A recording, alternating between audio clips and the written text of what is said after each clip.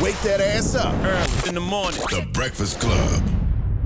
Morning, everybody. It's DJ NV Angela Yee, Charlamagne the Guy. We are the Breakfast Club. We got a special guest on the line right now. Yep. Andrew Yang. Yang Gang's in the building. Hey guys, it's great to be here. Holy cow, what a week. How's it going? It's been a great week. I got a lot of questions for you, Yang. First of all, are you taking a position in Biden's cabinet, or are you going to run for mayor in New York? Which one? Well, have you spoke to Biden since he got elected? That's the first thing. I have not spoken to Joe. I traded texts with Kamala and Doug. It's a great question, Charlamagne, and we're looking at joining the administration. But to be honest, like right now, they have so many things they're balancing that I haven't had to sit down with anyone.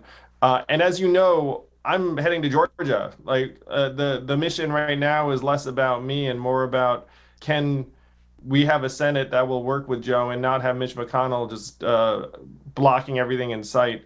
So my future is going to unfold, hopefully, the next number of weeks. But first things first is Georgia. What do you want, though? Okay, go ahead. Break down what's going on in Georgia, because a lot of people saying, what do you mean what's going on in Georgia? So explain what's going on in Georgia. They even wanted us, the Breakfast Club, to go out in Georgia. We going. And broadcast out there. We're going. I'm in. You're going? That is awesome, because Yes. I'm going too. We can party down there. There are a lot of people going. The question is, how can we really be effective? I mean, you guys will be incredibly effective. I think I can be effective too. So what's going on in Georgia? You probably saw that Georgia was tightly contested. It looks like it's going to flip to Joe. But now there are two Senate races that are going to runoffs, and they're both the same day on January 5th. So if they both go to Democrats, it would be 50-50 in the Senate, and Kamala becomes the tie-breaking vote. So it's essentially Democratic majority Senate. If they go to Republicans, then you're looking at Mitch McConnell saying no to everything for the next 4 years, essentially. So there's a massive freaking opportunity and frankly penalty, like one or the other. It's either an opportunity or penalty, depending upon whether we win these races. So I'm going to head there. I'm moving the family down there next week and just going to do everything I can to move the needle for the two candidates, John Ossoff and Reverend Raphael Warnock. And I got to say, their opponents are not great. Like one of them is Kelly Loeffler, who was one of the senators who was accused of insider trading on coronavirus intel, when they found out how bad it was going to be. She also is an owner of the WNBA team down there that was against the Black Lives Matter messaging in the WNBA court. Yes. So the players will sell the team. So that's who we're up against. She's also, you're not going to believe this guy, she's the richest senator in the U.S. Senate, which is saying something because there are a lot of rich people in the Senate. She's worth over $500 million. Wow. So question, I keep hearing them saying that the Democrats rigged the election. If they rigged the election, why didn't they rig the Senate and the House seats too? Just make it a clean sweep. It's because they didn't rig shit, frankly. You literally have freaking Republican secretaries of state in places like Pennsylvania being like, we're just counting the votes like anyone else. And then you have other Republicans. The same thing is going down in Georgia. There's a Republican Secretary of State there, and the two Republican Senate candidates are like, you should resign. And he's like, for what? I've just been counting the votes. It's just baseless conspiracy theories, man. It's terrible.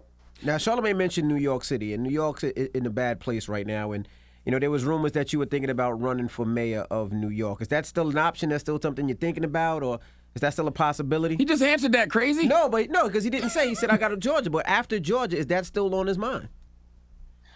After Georgia, we're going to make a big decision. I will say that I love New York City. I was just in New York City this past weekend seeing Dave Chappelle for SNL. So Dave invited me and Evelyn, which was freaking fantastic. Imagine owing your wife like a million date nights, which I do. And then being able to say like, hey, do you want to go to SNL to see Dave Chappelle? Did you do the mushroom tea? Get me out of the doghouse. Did y'all drink the mushroom tea? I'm not sure what they were drinking back there, but it was. But being like in the heart of New York on a Saturday night, Rock Center, and seeing the boarded up stores on Fifth Avenue and the rest of it, it's heartbreaking. We need to do a lot more for New York City, and I'm certainly going to do everything I can to help New York. As soon as this Georgia race is up, my attention, one way or another, because the one of the things that's real about what's upcoming is that the federal government and New York City are going to be tied together. Like you need to have a federal bailout of New York City in a very significant way, which is completely 100% correct. It's good for the country to have New York City back on its feet. New York City contributes a ton of economic value, much more than it's been getting back, frankly. How did you and Chappelle get so tight? I know he endorsed you when you ran for president, but how did y'all, form that type of relationship that y'all have now? He's inviting you to come see him at SNL. It's the bonding effect of campaigning together, I think, Charlamagne, because Dave came out. So we first connected in California. He was out there, I was out there, and we just sat down for an hour, which was fun for me because he's my favorite comedian. And I was just like, well, this is great. But you don't have, like, frankly, that high hopes where someone like him's going to drop everything and then go to Iowa and South Carolina and campaign for you. But that's what he did. So then if you're hanging out together in Iowa, backstage in Ames, your teams are getting together, you're filming stuff together. So Dave's not someone who does things halfway. Mm-hmm. He's not someone who's like, hey, I endorse this guy, and then I'm gonna post a message and then fuck you. Like it's gonna, like he's like, look, if I'm gonna do this, I'm gonna go and make the case to the people in Iowa. He knocked on doors and called people in South Carolina. He did multiple shows for the campaign and then donated every dollar of the show's revenue to an organization that was supporting me. Wow. So if you go through that kind of thing with someone, then you become friends. And I'm incredibly grateful to Dave. I went to Ohio for one of his shows and celebrated his birthday in the summer. And so we've just become friends in a really organic way, and I'm super grateful for it. Oh, you definitely had the mushroom tea then. Dave's pretty, people want to partake, they can partake, but if they don't, he's not really much of like a peer pressure guy that way. He doesn't peer pressure you. He didn't answer your question, Charlamagne, by the way. He didn't say yes or no, so he's gonna leave it at that. But it was, I gotta say, to have that experience with Evelyn was so fun because we go back there and it wasn't just Dave. It was an historic episode of SNL. So there, like Chris Rock was there, mm-hmm. A bunch of other people were there. Chris, I guess, is hosting this weekend. And it felt like history. It was wild because Dave kind of bookended the Trump presidency. We all remember him ringing the Trump era in 4 years ago and now rang it out. Question, what does Donald Trump have on Republicans? Why are they so scared to stand up to him, or as Joe Biden says, mildly intimidated by him? Why? Right now, it's practical power considerations where there are a lot of Trump voters in Georgia, and so there are some people on record saying, look, we just got to play along with this Trump thing until Georgia votes on January 5th so that the Trump voters come out and force for him, because if they lose the Senate, then they're like, oh, snap. So, like, privately, the Republicans know Trump's lost and Joe's president. That's that. But there's, like, a powerful political reason for them to play along, unfortunately. And it's terrible for the country. Like, you have so many Republicans who are like, oh, this is, this is rigged and it's total nonsense. But that the conspiracy theorists are getting, like, more and more credibility for the fact that a lot of Republicans are like, oh, we should, really drag this out. It's terrible. Aren't we going to be so far behind? Because isn't this the transition period where we should be talking to him about taking over power, the transfer of power? We should be talking about the COVID stuff and talking about how we can help. So the fact that there hasn't conceded, he's not meeting with Joe Biden's people, doesn't that mean that we're going to be so far behind when we finally get him out of the White House in January? Yeah, that's correct. There are massive impediments to trying to figure out how you're going to take power when you can't talk to the folks who are currently in power. And so it's going to slow the transition team down for sure. They're doing everything they can in the absence of communication, but literally there's been zero communication between the transition team and the current administration. Are you afraid that anything could happen that could reverse the results of this election? I am not. This thing's a done deal. It's a wrap. Joe's going to be president. Everyone's just playing along with Trump until Jan 5. Can Congress step in and stop Trump from firing people like the defense secretary and the Pentagon's top policy official? Because isn't that leaving the country vulnerable by firing all those people? This is a very vulnerable period for the government because you have a completely checked out executive who's arguing for an alternate version of reality. He's firing, like senior defense officials and the rest of it. But there is very little that Congress can do because by the Constitution, the law, like he's the president, and it's in his power to do whatever the president can do until he's not the president anymore and he's sworn out. So no one really considered this possibility pre-Trump, where you have this very strong tradition of outgoing president saying, "Well, lost, I concede. All right, let's talk to the new folks and do a handoff." But officially, he's the president until he's not. I'm starting to realize the Constitution is a very flawed document. Yeah. Like it needs to be updated. It needs to be updated and modernized so badly. I think the founders imagined it as like a living document, and now we all freaking worship it like, oh, like it was in tablets. I mean, it wasn't. Like, like they were very, very, capable guys, but they said, look, like update this thing, and now this is actually to me an emblem of what's gone wrong in America. Is like you look up and like we haven't modernized a lot of stuff. And then people just argue that you can't change it. And so we're decades behind the curve on changing many things. And the treatment of this transition ideally would be one of them. But there's so many other things, I mean, I'm for modernizing the Supreme Court. Like lifetime appointments make no sense. I agree. Like that, like having 80-something-year-olds like linger on the court because you're afraid they're gonna, be replaced by the other team. I mean, that's messed up. That there are so many things that you could improve if you actually got your act together and looked at it. The great fear I have, and it's played out for the stimulus bill, is that our government doesn't really work anymore. And the numbers I've been throwing out there, Congress right now has a 21% approval rating. Like everyone's unhappy. Incumbents have a 94% win rate. So think about those two numbers. It's like you can do a terrible job and we can all hate it, but you're going to win. And so that's why a lot of the change that we want has not been coming. Now, besides the COVID and coronavirus and the pandemic, when Biden gets in office, what is the first thing you would advise him to focus on? If you was his advisor, what would you advise him to focus on besides COVID and the pandemic? It's cash relief. It's trying to keep small businesses open, trying to keep restaurants open. Half of restaurants, independent restaurants, are going to close the next number of days and weeks. And if you're in a town and you literally have one restaurant and that restaurant closes, you're looking around being like, well, the lights are going out around here. That's happening in towns around the country. So we need to get money into people's hands. We need to get money into small business owners' hands. We should be sparing absolutely no expense in that direction. And that also helps keep jobs around. To me, the message has to be jobs, jobs, jobs. So anything we do that can either help preserve jobs or create jobs, we should do. Yang, don't you think progressives and centrist Democrats need to have like a peace summit? Like y'all need to like sit down and have I think a public powwow and just have a conversation amongst each other. Don't you think?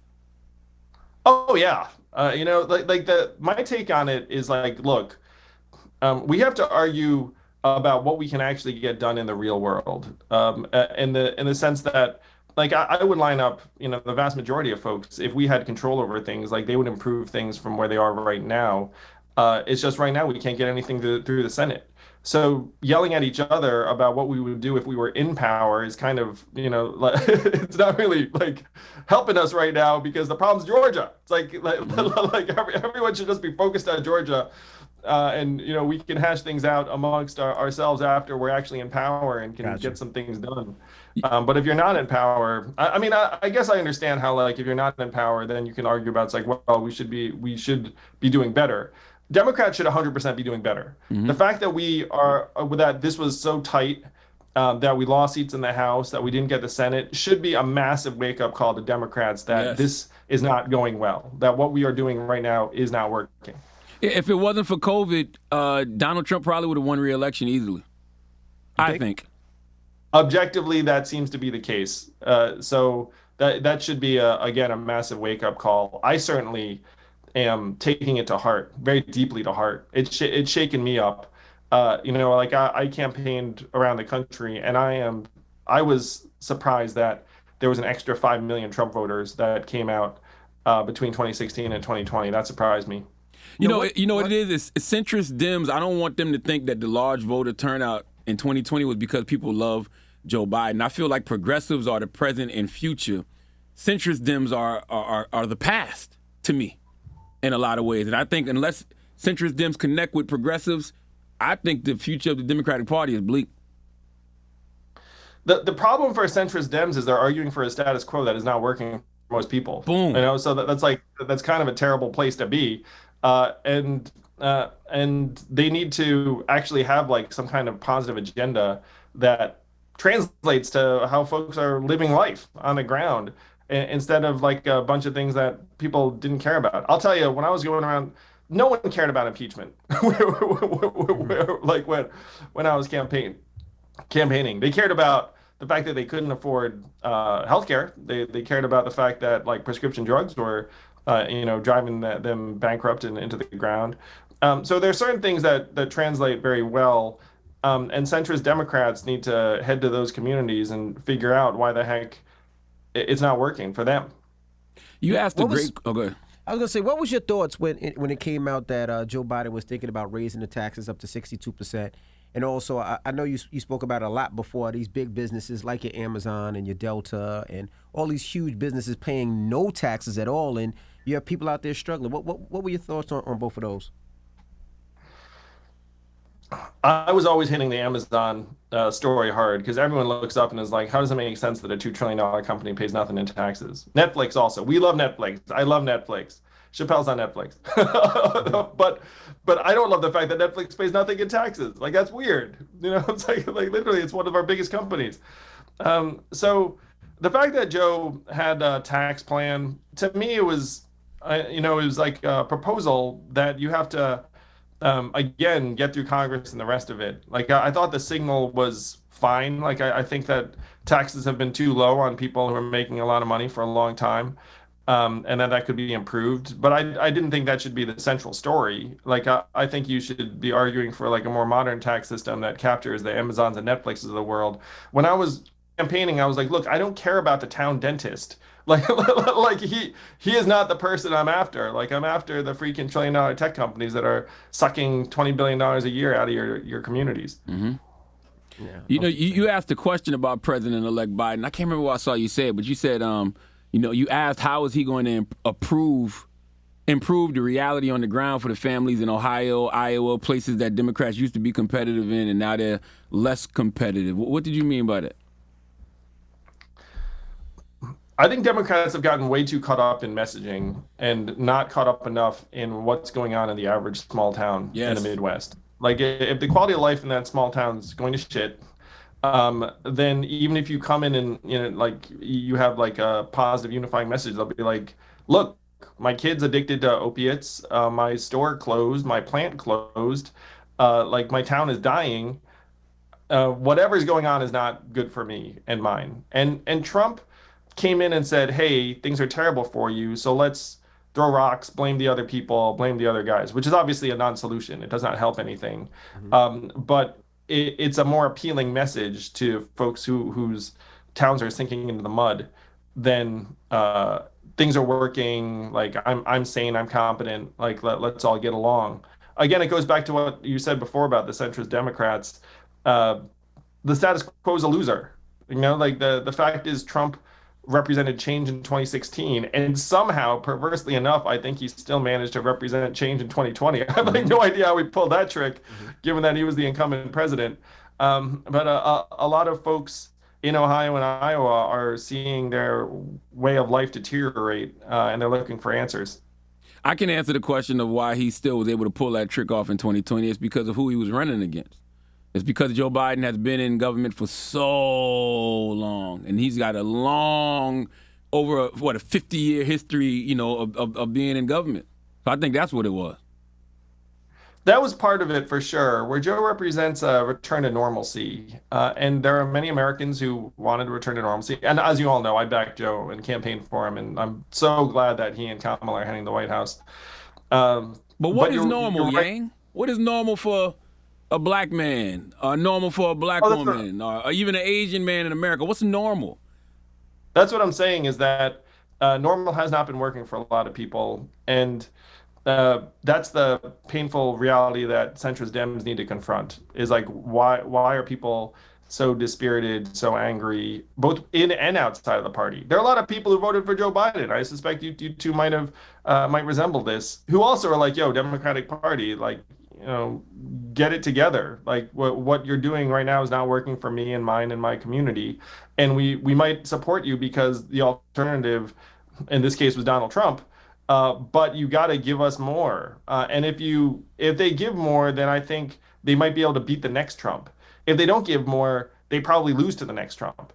And the next Trump might be worse than this Trump was. He might be competent and malignant and like effective, whereas Trump was kind of this blundering narcissist buffoon. If you have like a true effective fascist, candidate, like they might be able to do more harm than Trump did, as hard as that is to believe for some people.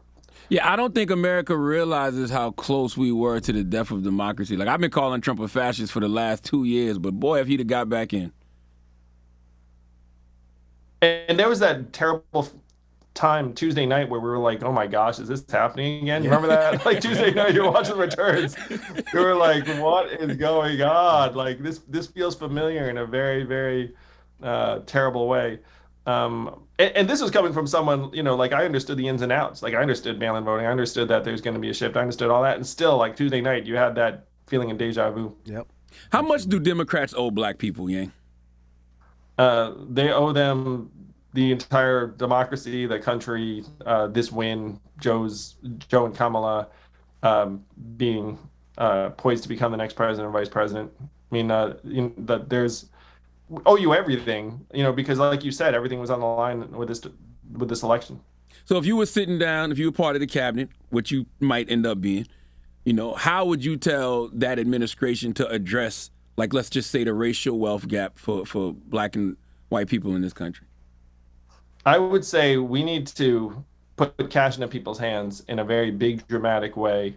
And that would have an enormous impact on communities of color first and foremost, because like or not, communities of color are often operating from a lower base. It's like you come in and you start giving $1,000 a month, like I was proposing, or $2,000 a month is what there's an Emergency Money for the People Act in Congress that has 41 co-sponsors. Imagine $2,000 a month going to every American. That's a game changer for everyone. And that had a chance of that to me was the right move in the midst of the pandemic.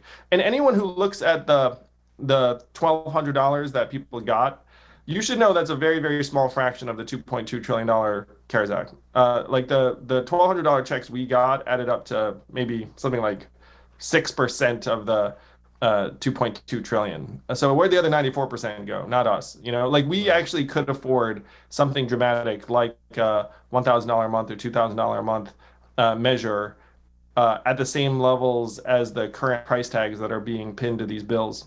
Would you call that reparations, or would you call it universal basic income? I'd call it universal basic income, which I see as a step that would prepare us for grappling with the legacy of slavery and reparations.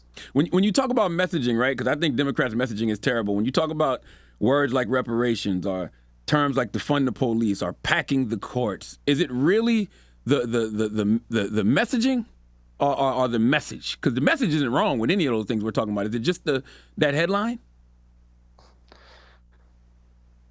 Fox is really effective at charging certain terms with very powerful negative associations.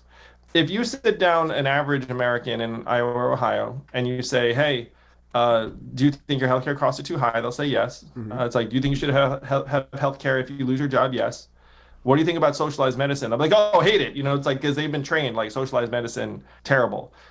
So they've been trained to have that kind of association with certain terms. And Fox profits to the tune of hundreds of millions of dollars a year by ginning them up. And their viewership, we all should know this, their viewership is about twice that of CNN or MSNBC. They're striking chords that hit with bigger section of the population.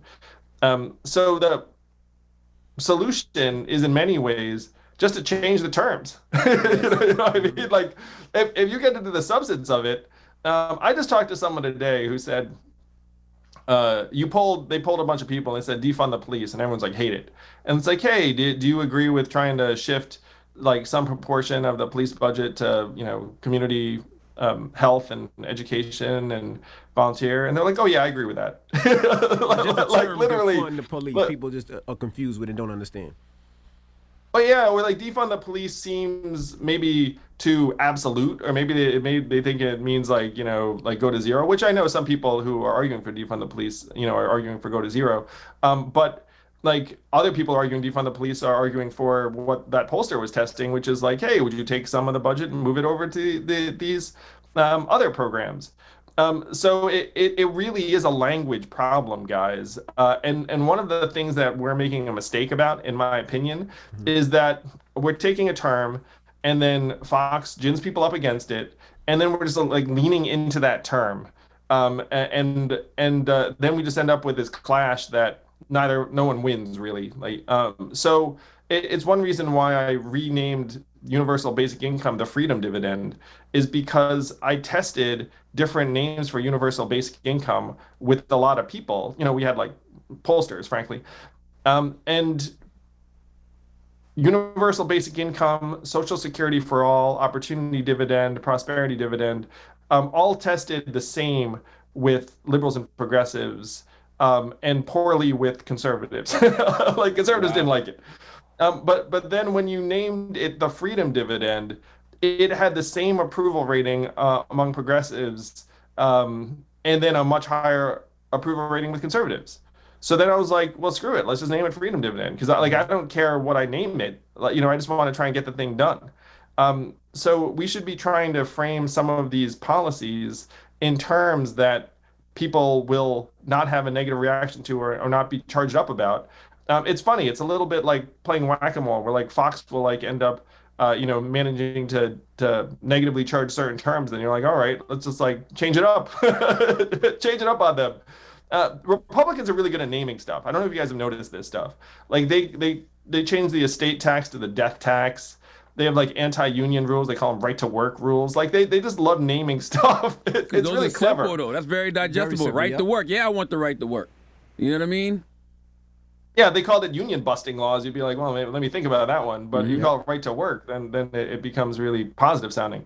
They're really good at naming things positively, and we are less good. like we name something, and then we just stick with it. And then even when it's not working, we're like, why don't you like it? How would you reframe socialism? What would you rename that? I was running on human-centered capitalism, which is that instead of Amazon stock price or GDP being the measures of the economy, it should be our health, our mental health, clean air and clean water, how our kids are doing, freedom from substance abuse. The fact is, right now, we are 28th in the world by various measurements like the ones I just named. We're like 30th in clean water. We're maybe 30th in infant mortality. Like really basic things that the richest country in the world should not be 30th in. Like Right. that's where we are right now. And this to me is what we're talking about with the central failure of the Democratic Party, is that when Democrats were in power, these measurements were trending downward. Republicans in power, these measurements are trending. Like our way of life is getting worse. And what we need to do is we need to start pinning government accountability to how we are doing. The problem right now is we worship GDP and stock market prices, and they're going up and up while we are not. And then we're left looking up saying, like, why is this not connected? We have to reconnect it by saying, look, government should have these goals. They should be on a dashboard, literally in the White House and the halls of Congress for us all to see and say, look, you've got 4 years, improve our life expectancy, improve our kids' access to education, improve our clean air and clean water. And if you don't, then we can all point to it and say, well, it didn't go the right direction. Right now, government's actually not being held accountable to any of these things. Wow. I got a couple more questions. Tell me, what's the Muhammad Ali Boxing Reform Act? Because I've been seeing you throwing jabs at Dana White a little bit. So there are two related industries the WWE and UFC, well, they're not industries, they're companies, but they're both quasi-monopolies, and they're both exploiting workers at very, very high levels. And the WWE, they're saying you're an independent contractor, even though I control every aspect of your life. One of them sent me the contract. It's crazy. Like the summary is, we own you, but you're somehow still an independent contractor. We don't have to pay for your health care, your travel, like retirement benefits, time off. What? Like we don't have to do with any of that. So they own the like name, the rights and everything to the name and everything. So pretty much you don't get anything but that little fee that you get, and that's it. Yeah, and even now they're saying you can't even be on Twitch, can't be on Cameo. Like some of these people are making their living off of Twitch and Cameo. Wow. And the WWE came in and like, we own that too. So they're independent contractors. It's ridiculous. So you have to go in and fix that. With the National Labor Relations Board action saying, look, Vince, this is ridiculous. Like, you can't call them independent contractors if you're controlling every aspect of their lives and careers. Number two, the Ali Act is for the UFC. The UFC should not be controlling rankings and belts and then also be the promoter. So why is a boxing payday tens of millions of dollars and a UFC payday has historically been much lower? And if you look at lower level UFC fighters, they're making chicken scratch relative to it. I mean, the UFC at this point is a multi-billion-dollar org, and you have fighters on TV, on ESPN, making like $16,000 or $32,000, like stuff that you just could not make a living on, really. Right now, fighters are getting about 15% of revenues. In major sports, it's 50%. And one reason that is that they essentially have a stranglehold on everything. So the Ali Act would change that, where MMA would get treated like boxing, where the promotion can't both control the rankings and the purse, and the promotion. Like, you actually separate it out. How the hell do you have time to care about that shit with all that's going on in the world? I'm a fight fan, I watch that stuff, and I just feel bad when I see human beings exploited. Mm-hmm. Another thing you'd throw in this category, NCAA athletes, like, they should be getting paid. They're producing like tens of millions. Pretty much when I see exploitation on TV, it pisses me off. It's like we're being entertained, but we're like, wait a minute, these kids are generating millions for these schools and the broadcasters and the rest of it, and like they can't get paid like anything for autographing jerseys, whatever it is. Like, it's crazy. Same thing is true in these other industries. So when I see it, it pisses me off. That's right. We're going after Love and Hip Hop next. They exploit people on reality TV all the time. See, that one I don't know enough about. I don't know that one. Okay, so listen, does Donald Trump end up in jail when all of this is over?